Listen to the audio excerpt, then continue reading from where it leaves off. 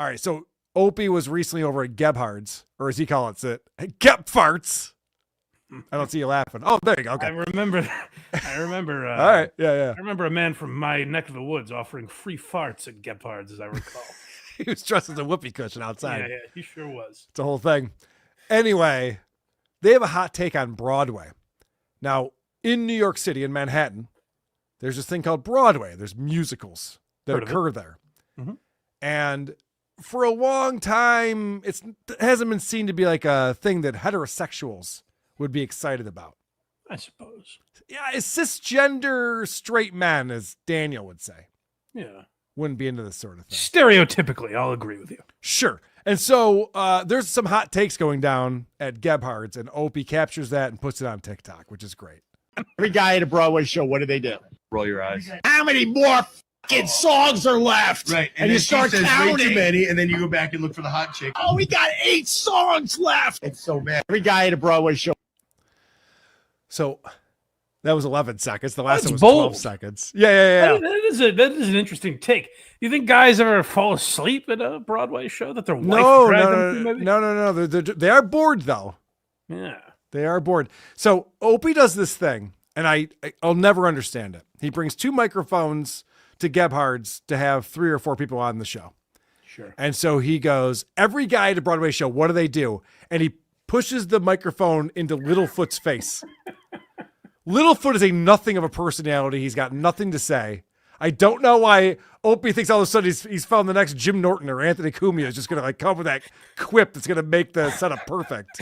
Imagine doing your show like you were a street reporter. Like it's like, producer Chris looks like he's got a comment. Chris, go ahead. Right, yeah. Like, what are you doing? Like, ask a question and then do that, or continue on with your thought. Every guy at a Broadway show, what do?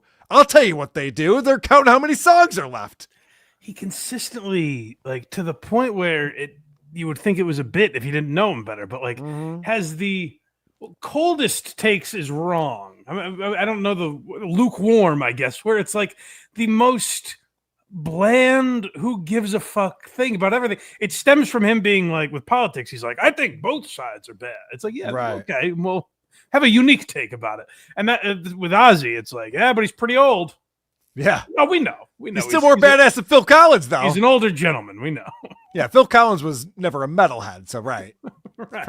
Probably pretty true. There's no stories of Phil Collins snorting a line of ants to get high and biting a head off a bat. So yeah. We get that part. But this whole thing where he literally does, and he didn't used to do this. So I don't think Chip started doing this to make fun of Opie. I think Opie just become Chip. Where it's just I really don't like. I don't think Jim Norton would blatantly make fun of Opie in front of Opie. No. Chip was not Opie. Yeah. Yes, I think they both kind of morphed into it. Yeah, it's kind of like the operating systems for Windows and Mac, where they just kind of like both picked up the best things of each other. This picked up the worst things of each other and just kind of morphed into each other. Because it's literally Chip would just be like, Broadway shows go. Or guys at Broadway shows go. And Opie literally does that without saying go, but with pushing the mic into Littlefoot's face to be like, now you say something. Right. Home run, call me a home run. Exactly.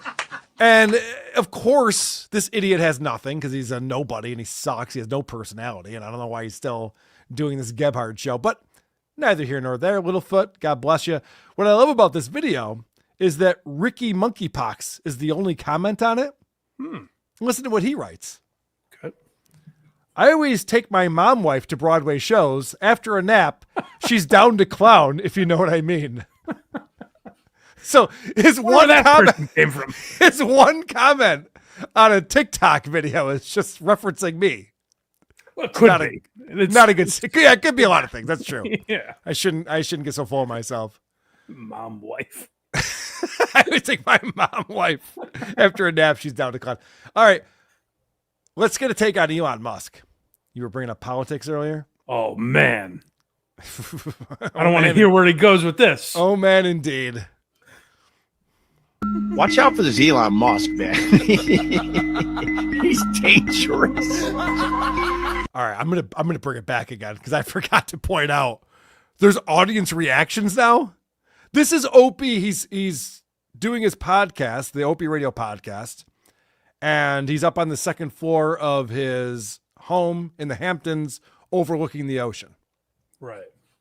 And now he's overdubbing this weird clown music, and he's got laughter. It's supposed to be like menacing laughter, I guess. It sounds like it, doesn't it? But some of it sounds like he's maybe getting a giggle. I was going to say years ago, 18 months ago.